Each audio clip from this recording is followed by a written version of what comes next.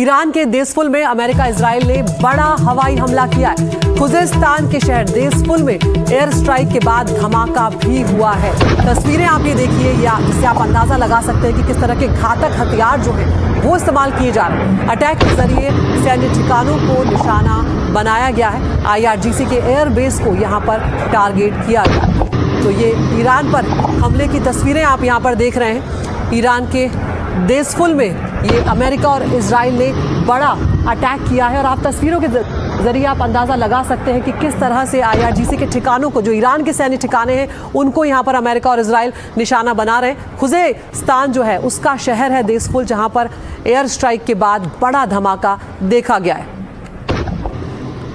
और यहाँ पर इस IRGC का जो एयर बेस है उसको यहाँ पर टारगेट किया गया है। और अब इधर एक और बड़ी खबर सामने आ रही है। स्ट्रेट ऑफ हॉर्मुज पर डोनाल्ड ट्रंप ने बड़ी धमकी दी है। ट्रंप यहाँ पर ये कह रहे हैं कि 48 घंटों में स्ट्रेट ऑफ हॉर्मुज को ईरान खोले। ये चेतावनी ट्रंप की तरफ से दी गई है और ये भी कहा है कि अगर नहीं खोला तो ईरान के पावर प्लांट जो है अब उन्हें निशाना बनाया जाएगा। सबसे बड़े प्लांट पर सबसे पहले हमला करेंगे डोनाल्ड ट्रंप, ये धमकी दे रहे हैं। और जो ट्रंप ने धमकी दी है उसके 48 घंटे जो टाइमलाइन दी है, जो डेडलाइन दी है, उसके 48 घंटे शुरू भी हो चुके हैं। राजीव, ये बड़ी धमकी डोनाल्ड ट्रंप की तरफ से दी गई है क्योंकि ये दबाव कहीं ना कहीं ट्रंप पर बना हुआ है कि स्ट्रेट ऑफ हॉर्मुज की वजह से पूरा विश्व जो है वो परेशान है, वो प्रभावित हो रहा है। ऐसे में इस धमकी को किस तरह से देखा जा रहा है और क्या वाकई ईरान इस पर कोई कदम उठा सकता है स्ट्रेट ऑफ हॉर्मुज को खोलने के लिए? देखिए, ट्रंप की जो धमकी है वो कई बार बहुत अजीबोगरीब लगती है। अजीबोगरीब इसलिए आनाते कि एक दिन पहले ट्रंप कहते हैं कि हमारे जहाज जो है वो स्ट्रेट ऑफ हॉर्मुज से नहीं गुजरते हैं, तो उन जहाज़ों को स्ट्रेट ऑफ हॉर्मुज को खोलने की कोशिश करना चाहिए जिनके यहाँ से जहाज गुजरते हैं। उनका इशारा नाटो कंट्री के था जिसने साफ तौर पर अपने युद्धपोत भेजने से मना कर दिया। उनका ये कहना है कि ये लड़ाई जो अमेरिका की है। रही बात स्ट्रेट ऑफ हॉर्मुज की, तो अमेरिका के ऊपर पूरी दुनिया भर का प्रेशर है। जिस तरह से 20% जो तेलों के आवाजाही, जो शिपिंग जो है स्ट्रेट ऑफ हॉर्मुज होती है, आप अंदाजा लगाए कि दुनिया का सबसे समुद्री जो है व्यस्तम मार्ग है। एक समय में यहाँ पर 130 से ज्यादा जहाजों की मूवमेंट होती थी। आज अगर बात करें तो केवल 5 या 6 जहाज जो है एक दिन में मूव करते हैं, वो भी वही जहाज मूव करते हैं जिनको ईरान से बातचीत होती है, यानी ईरान के साथ कहीं ना कहीं संबंध होता है। स्ट्रेट ऑफ हॉर्मुज की अगर बात करें तो एक तकरीबन 31 किलोमीटर चौड़ा पैच है। और यहाँ से भारत की बात करें, यूरोप की बात करें, अफ्रीका की बात करें, तो कई देशों में जो खाड़ी देशों से जो तेल जाता है, गैस जाता है, इसी रास्ते से होकर जाता है। तो ईरान ने लड़ाई शुरू होने के बाद ही इस रास्ते को कह सकते हैं कि अघोषित बैन कर दिया है। और उसका ये कहना है कि जब तक उस पर हमले जारी रहेंगे तब तक कुछ ऐसा ही जो स्ट्रेट ऑफ हॉर्मुज को वो बंद करके रखेगा। उसकी कोशिश कहीं न कहीं है अमेरिका और इजराइल पर दबाव डालने की, दुनिया भर के मुल्क जो है दबाव डाले ताकि जो है उन लोग वो ईरान पर जो हमला बंद करे। जी बिल्कुल राजीव, तो ईरान के सैन्य ठिकानों को भी यहाँ पर इजराइल और अमेरिका की तरफ से लगातार निशाना बनाया जा रहा है। राजीव, आप बने रहिए यहाँ पर हमारे साथ। तो यहाँ पर कयास लगा दी आई है कि तीसरा विश्व युद्ध तेल या पानी पर होगा और इन्हीं आशंकाओं को राष्ट्रपति डोनाल्ड ट्रंप के एक बयान ने और गहरा दिया है। अब सवाल है कि क्या ईरान से जंग की पाइपलाइन इसलिए बिछाई गई है क्योंकि इजराइल तेल की नई पाइपलाइन बिछाना चाहता है? क्या इजराइल को डॉलर का नया कॉरिडोर नजर आने लगा है?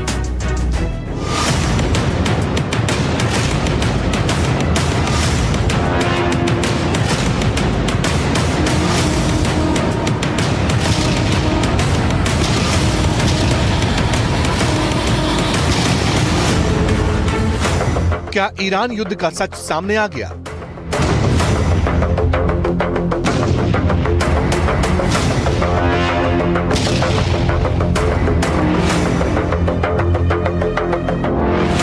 तो मिसाइल प्रोग्राम खत्म करना मकसद नहीं था।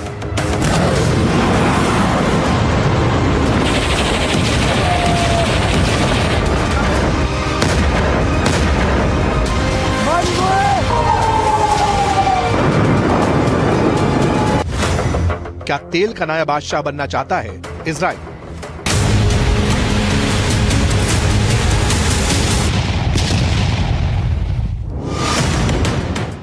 हॉर्मुज को लेकर अमेरिका परेशान है, नई फौज भेजने का ऐलान कर चुका है। वो चाहता है कि ईरान ने दुनिया पर जो तेल और गैस बम दागा है उससे किसी तरह छुटकारा मिले। लेकिन जिस वक्त हॉर्मुज स्ट्रेट को लेकर अमेरिका युद्ध के नए ऑप्शन और दुनिया के नए साथी तलाश रहा था, उसी दौरान इजराइल ने दुनिया को यह बता दिया कि अब ईरान से ब्लैकमेल होने की जरूरत नहीं है। इजराइल के प्रधानमंत्री नेतन्याहू सामने आए, बता दिया कि दुनिया चाहे तो नया रूट इस्तेमाल कर सकती है, वो रूट जिसकी पाइपलाइन इजराइल बिछाएगा और जिसकी सुरक्षा भी इजराइल ही करेगा। I think that what has to be done is to have alternative routes instead of going through the choke points of the Hormuz Straits and the Bab el-Mandeb Straits in order to have the flow of oil. Just have oil pipelines going west through the Arabian Peninsula, right up to Israel, right up to our Mediterranean ports, and you've just done away with the choke points forever. That is definitely possible. So I see that as a real change that will follow this war. यानी Netanyahu के दिमाग में जंग के खात्मे की बातें चल रही हैं और इसी तरह के स्टेटमेंट ट्रंप की तरफ से भी फ्लोट हो रहे हैं कि वो किसी भी वक्त जंग रोकने का ऐलान कर सकते हैं। तो क्या सारा खेल तेल की धार मोड़ने को लेकर था? क्या इजराइल ऑयल पावर बनने के लिए नया हॉर्मुज बनाना चाहता है? क्या इजराइल तेल और गैस एक्सपोर्ट वाले रूट का एकाधिकार चाहता है?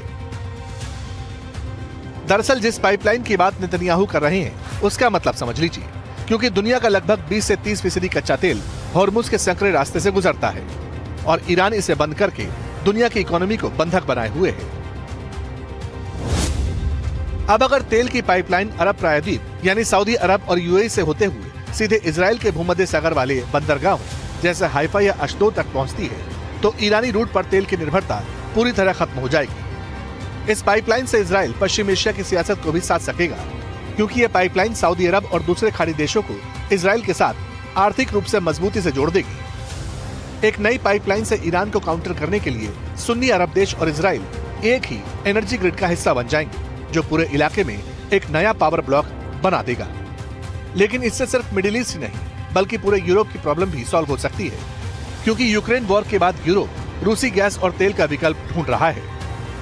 अब चूंकि इजराइल के भूमध्य सागर वाले बंदरगाह यूरोप के बेहद करीब है, इसलिए वहां पहुंचने वाला अरब देशों का तेल यूरोप के लिए सबसे सुरक्षित और छोटा रास्ता होगा, जिससे सुएज नहर पर भी निर्भरता कम होगी। शायद तभी इजराइल ईरान की हॉर्मुज वाली सप्लाई लाइन को दुनिया के लिए ब्लैकमेलिंग का सेंटर बता रहा है।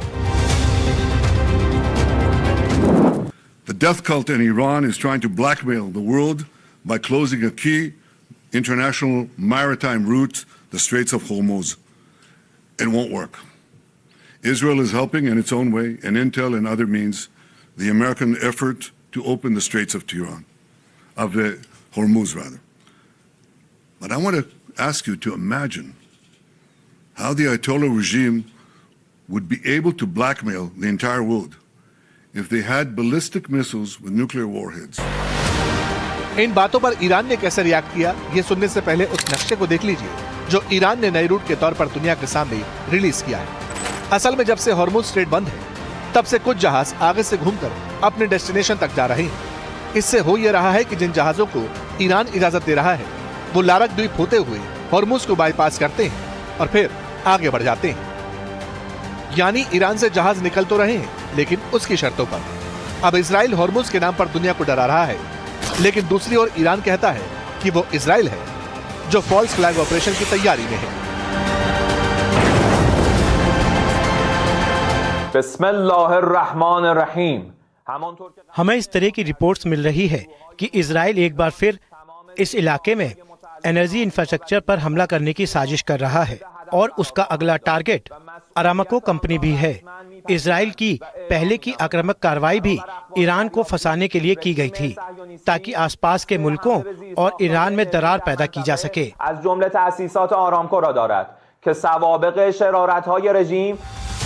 ईरान इजराइल के इरादे समझता है, इसीलिए वो साथी मुल्कों को बार बार ये याद दिला रहा है कि हमला उस पर हुआ है और वो सिर्फ रिटेलिएट कर रहा है।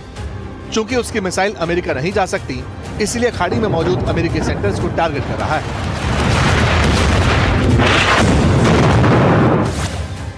लेकिन अब बात खाड़ी में गैस फील्ड पर हमले तक आ चुकी है और खाड़ी मुल्क भी ईरान को लेकर एक मत नहीं है। तुर्की और कतर इजराइल को हमले का दोषी मानता है जबकि सऊदी कहता है कि ईरान ने भरोसे की लकीर लांघ दी है। अब हालात जो भी, लेकिन इतना जरूर है कि अगर ऐसे ही चलता रहा तो इस सिचुएशन का फायदा इजराइल उठा सकता है, नई पाइपलाइन बिछाकर, तेल की नहीं, नए रिश्तों की और नए पावर ब्लॉक की।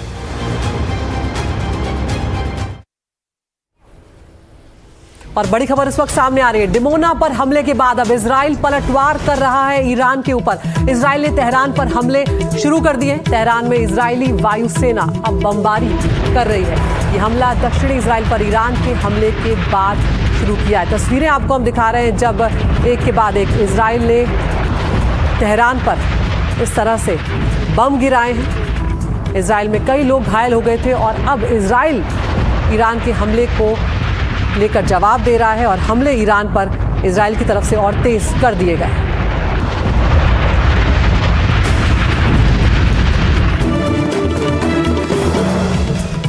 और एक और बड़ी खबर सामने आ रही है। कतर के बाद सऊदी अरब ने भी बड़ा फैसला यहां पर लिया है। ईरानी दूतावास के कर्मचारियों को निकाला जा रहा है। बड़ी खबर सामने आ रही है। जो ईरानी दूतावास के कर्मचारी हैं उनको निकाला जा रहा है। इससे पहले सऊदी अरब ने कतर ने ये फैसला लिया था और अब ये फैसला सऊदी अरब की तरफ से भी लिया जा रहा है। ईरानी दूतावास के कर्मचारियों को निकाला गया है। कई कर्मचारी जो हैं उन्हें पर्सोना नॉन ग्रेटा घोषित कर दिया गया, यानी कि 24 घंटों के भीतर देश छोड़ने के आदेश उन्हें दे दिए गए। बुधवार को कतर ने भी ईरानी दूतावास के स्टाफ को देश से निकालने का ऑर्डर जारी किया और अब सऊदी अरब भी वही फैसला ले रहा है।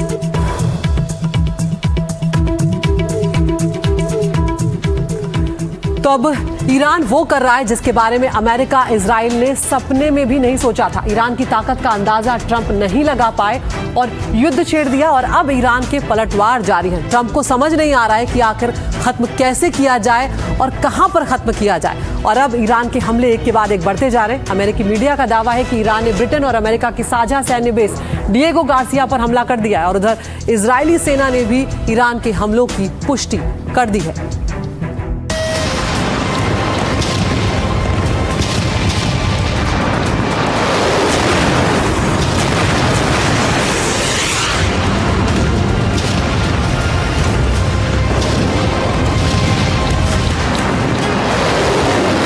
आज ईरान ने वो कर दिया जिसकी अमेरिका से लेकर इजराइल तक ने कल्पना भी नहीं की। ईरान ने वो कर डाला जिसके बारे में दुनिया ने भी नहीं सोचा था। हम आपको जो एनिमेटेड वीडियो दिखा रहे हैं उसमें हिंद महासागर में मौजूद अमेरिका और ब्रिटेन का संयुक्त सैन्य ठिकाना है जिसका नाम डिएगो गार्सिया। ईरान ने डिएगो गार्सिया पर अपनी 2 बैलिस्टिक मिसाइल से हमला कर डाला। अमेरिकी मीडिया वॉल स्ट्रीट जर्नल के मुताबिक इनमें से एक मिसाइल उड़ान के दौरान ही फेल हो गई, जबकि दूसरी मिसाइल को अमेरिकी युद्धपोत ने हवा में ही मार गिराया। अब वो मिसाइल जमीन तक पहुंची या नहीं इसकी जानकारी नहीं मिली, लेकिन जो कुछ हुआ है वो बहुत बड़ी घटना है, सामान्य नहीं। क्योंकि ये सब कुछ सुनने में जितना आसान दिख रहा है करने में उतना ही मुश्किल है और इसीलिए इसे ईरान का सरप्राइज कहा जा रहा है। कैसे, उसे समझिए। ईरान ने अपनी मिसाइलों और हमले की रेंज का जो अब तक दावा किया है उसके मुताबिक उसके पास 2500 से 3000 किलोमीटर से ज्यादा रेंज की कोई मिसाइल, कोई हथियार नहीं है। लेकिन डिएगो गार्सिया से ईरान की दूरी लगभग 3900 किलोमीटर है, यानी ईरान की हर हवाई हमले की क्षमता से करीब 1400 से 1500 किलोमीटर ज्यादा। ऐसे में सवाल उठ रहे हैं कि अगर ईरान के पास 4000 किलोमीटर की दूरी तक मार करने वाली मिसाइल है ही नहीं, तो आखिर ईरान की मिसाइल डिएगो गार्सिया तक कैसे पहुंच गई? ईरान के इस नए हमले ने हिंद महासागर में बने ईरान से करीब 3900 किलोमीटर दूर डिएगो गार्सिया सैन्य बेस पे खलबली मचा दी है। आपको समझाने के लिए हमने ये नक्शा बनाया है ताकि आप समझ सकें कि ईरान ने कितनी लंबी दूरी तक मिसाइल दाग दी है। सबसे खास बात ये कि डिएगो गार्सिया में आज तक पहले कभी हमला नहीं हुआ। यहाँ अमेरिका और ब्रिटेन का साथ में एक सैन्य ठिकाना है। ये सैन्य बेस बहुत ही ज्यादा महत्वपूर्ण माना जाता है, जहाँ जाने की पूरी तरीके से मनाही है। यहाँ परमिट लेके जाना पड़ता है और समुद्र के रास्ते भी पहुँचना लगभग असंभव है। सैन्य अभियानों में इस बेस को गेम चेंजर की तरह देखा जाता है, जो एयर और नेवी दोनों के लिए इस्तेमाल होता है। मिडिल ईस्ट और एशिया पर नजर रखने में मददगार है और बड़े युद्धों में लॉन्चिंग बेस के रूप में इस्तेमाल किया जाता रहा है। यहाँ से भारी बम वर्षक B-52 B-2 उड़ सकते हैं। लंबी दूरी के मिशन बिना रुके किए जा सकते हैं। बड़े जहाज और पनडुब्बियां यहाँ आसानी से रुक सकती हैं। इस सैन्य बेस की असली ताकत क्या है, ये किसी को नहीं मालूम, लेकिन इस पर हमला करके ईरान ने अमेरिका को चौंका दिया है। अब इसके मायने क्या हैं, वो समझिए। इससे एक बात तो साफ है कि ईरान के पास 4000 किलोमीटर दूरी तय करने वाली मिसाइलें मौजूद हैं, यानी कि उसके पास लंबी दूरी तय करने वाली मिसाइलों की क्षमता है। लेकिन अब सवाल ये है कि क्या ईरान के पास इससे भी ज़्यादा दूरी तय करने वाली मिसाइलें मौजूद हैं, और यदि हैं तो क्या ईरान ने उसे ऐसे मौक़ों के लिए छुपा रखा है जिससे वो दुनिया को एक बार फिर से चौंका सके।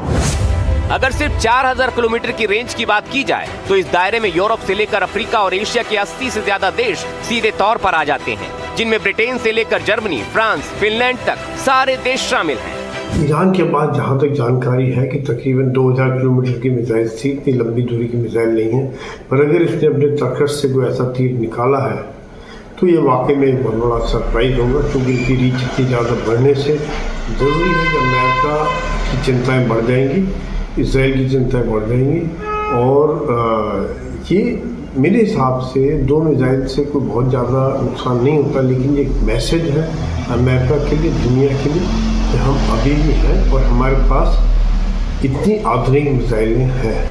अगर बात करें अमेरिकी सैन्य बेस की, तो एक जानकारी के मुताबिक इस इलाके में छोटे बड़े अमेरिका के करीब 60 सैन्य ठिकाने हैं। इन ठिकानों में डिएगो गार्सिया से लेकर कतर का अल उदैद एयरबेस, यूएई का जबल अली एयरबेस, बहरीन का सैन्य बेस, कुवैत का एयरबेस, यूरोप और तुर्की में नेटो का बेस, तुर्की में इंसरलिक एयरबेस, इटली में एवियानो और जर्मनी का रामनस्टीन एयरबेस, और अफ्रीका और भूमध्य सागर में जिबूती का कैंप लेमोनी एयरबेस शामिल है। यानी ईरान ने जो वार किया है उसका असर समूची दुनिया तक पहुंच गया है, खासकर उन सैन्य बेस और अमेरिका के साथियों तक जो ईरान पर हमले को सही बताते रहे हैं और अमेरिका की मदद कर रहे हैं। Bureau report, NDTV India.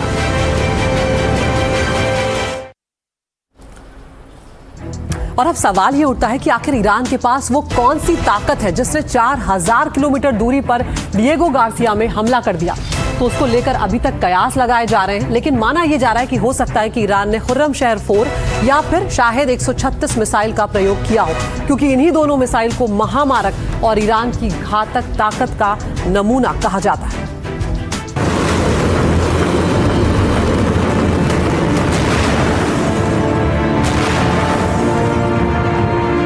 Iran ने जो किया है उसका आकलन अब सारी दुनिया कर रही है, लेकिन अब उससे भी बड़ा आकलन इस बात का हो रहा है कि आखिर ईरान की वो कौन सी अदृश्य ताकत है जिसने अमेरिका के सबसे सुरक्षित बेस पर मिसाइल पहुंचा। तो जैसा कि हमने आपको बताया कि खुर्रमशहर 4 और शाहिद ड्रोन को लेकर आशंका का बाजार गर्म है, कैसे, अब वो समझिए।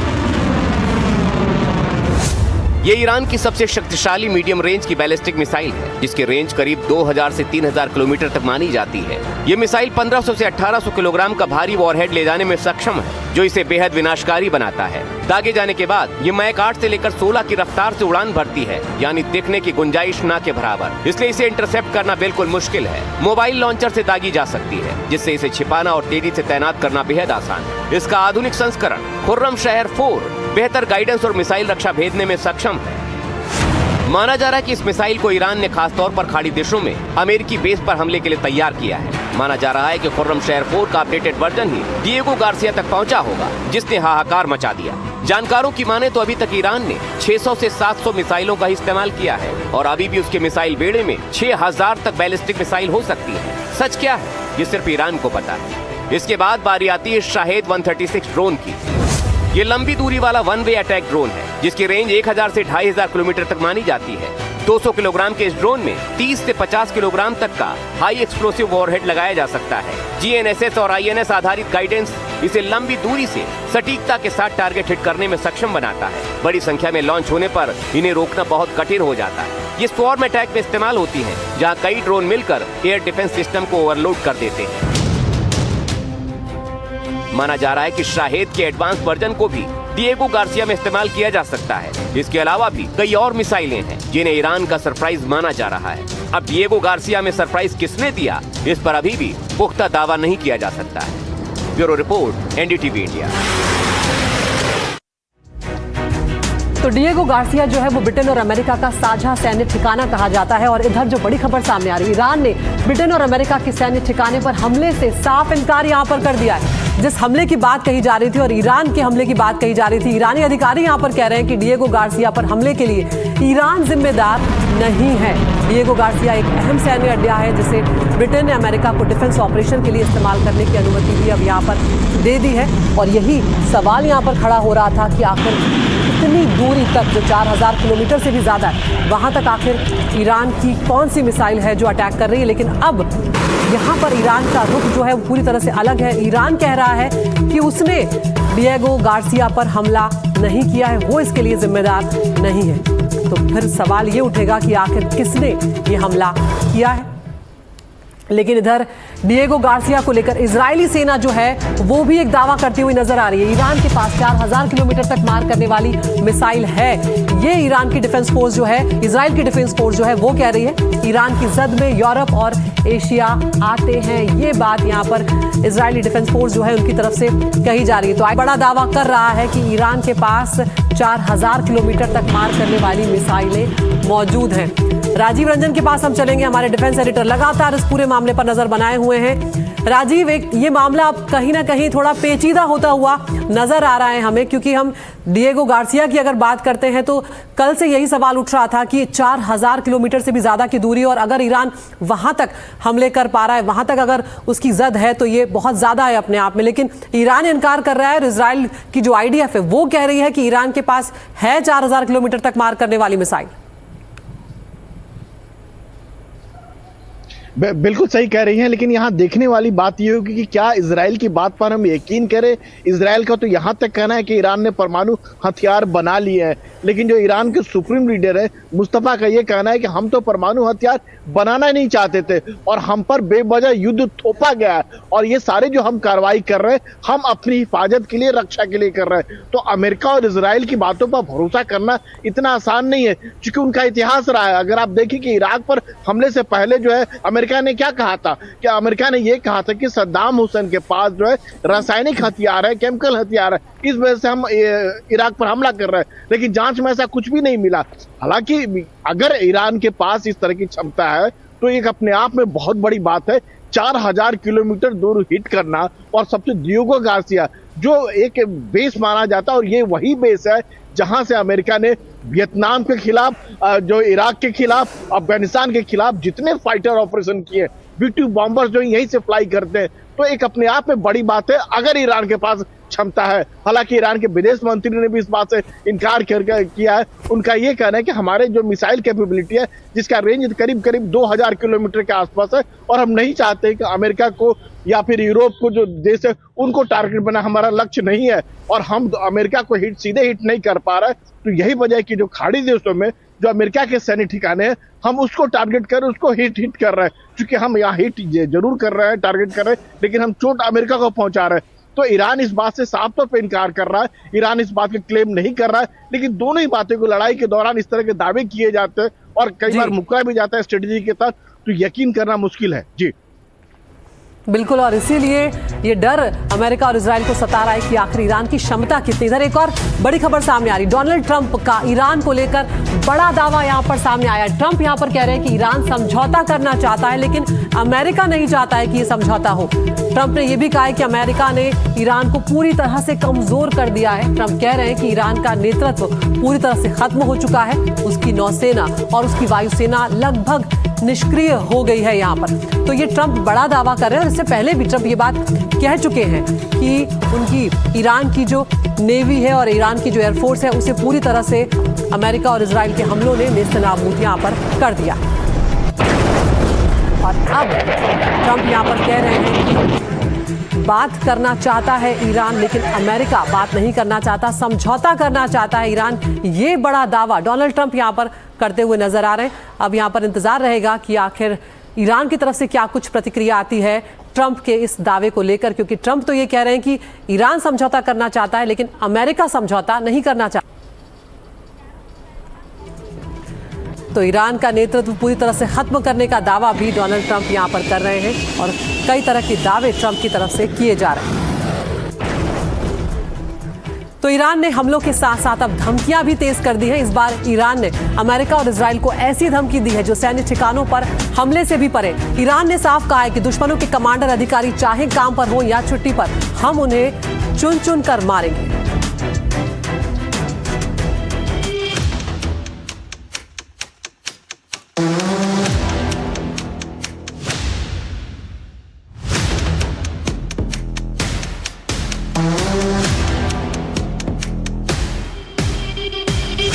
ईरान की नई धमकी, टूरिस्ट स्पॉट पर हो या काम पर, दुश्मन जहां दिखेंगे खत्म कर देंगे। इजराइल को खुली चेतावनी, हमलों से तिल मिलाया ईरान। ईरान ने इजराइल और अमेरिका को अब एक नई धमकी दी है और इस धमकी में उसने साफ कहा है कि अब जवाबी हमलों का दायरा केवल सैन्य ठिकानों तक सीमित नहीं रहेगा। अमेरिकी और इजरायली कमांडर चाहे जहां भी हों, चाहे वो काम पर हों या अपने परिवार के साथ किसी रिसोर्ट में छुट्टियां मना रहे हों, उन्हें चुन चुन कर खत्म कर दिया जाएगा। ईरान के शीर्ष सैन्य प्रवक्ता अबुल फजल शेखरची ने खुलेआम इस तरह की धमकी दी है। अमेरिका और इजराइल को धमकी देते हुए कहा कि तुम्हारे सैनिकों पर हमारी नजर है, तुम्हारे अधिकारियों और कमांडरों को भी हम वॉच कर रहे हैं। उनसे जुड़ी हमें जो भी खुफिया जानकारी मिलेगी उसके आधार पर हम एक्शन लेंगे। वो चाहे टूरिस्ट प्लेस पर हो या पार्क में, हम उन्हें चुन चुन कर मारेंगे। वो किसी भी जगह सुरक्षित नहीं है।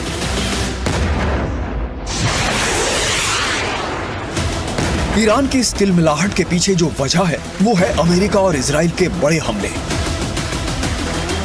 वो हमले जिनमें ईरान की सैन्य ताकत को चोट पहुंचती है, जिसमें ईरान के सर्वोच्च नेता समेत कई अधिकारियों की मौत हुई है।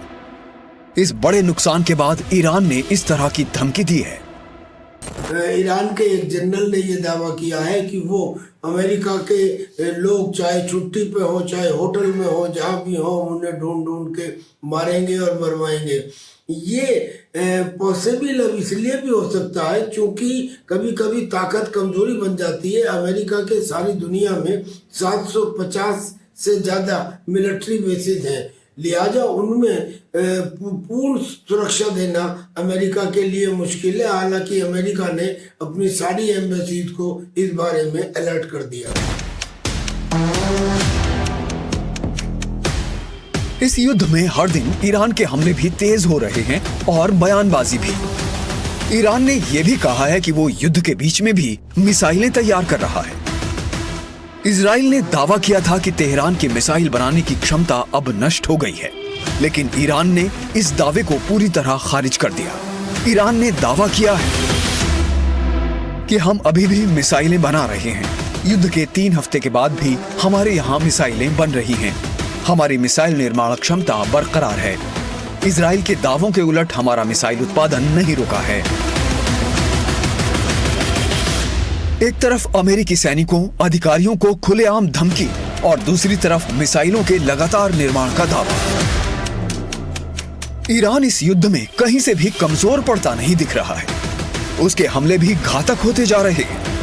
उसने साफ कहा है कि जवाबी हमले सैन्य ठिकानों तक सीमित नहीं रहेंगे, उनका दायरा बढ़ सकता है। पार्क, टूरिस्ट प्लेस या कोई भी मनोरंजन स्थल। इससे यह पता चलता है कि ईरान और भी आक्रामक रूप में आ गया है। Bureau report, NDTV India.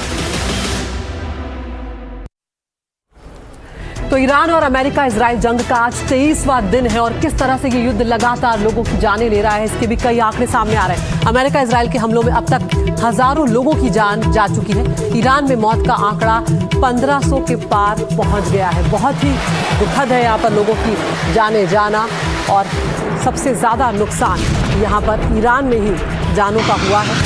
1500 से ज्यादा लोगों की जान यहाँ पर जा चुकी है। जो पूरा एक तरह से नेतृत्व है, जो पूरी लीडरशिप है ईरान की, वो यहाँ पर अमेरिका और इजराइल के हमले में खत्म हो गई है। लेकिन बावजूद उसके ईरान झुकता हुआ नजर नहीं आता, रुकता हुआ नजर नहीं आता। जो अब नए सुप्रीम लीडर है मुस्तफा खामेनी, उनका सीधे तौर पर यह कहना है कि एक एक ईरानी यहाँ ईरान के लिए मजबूती से खड़ा है।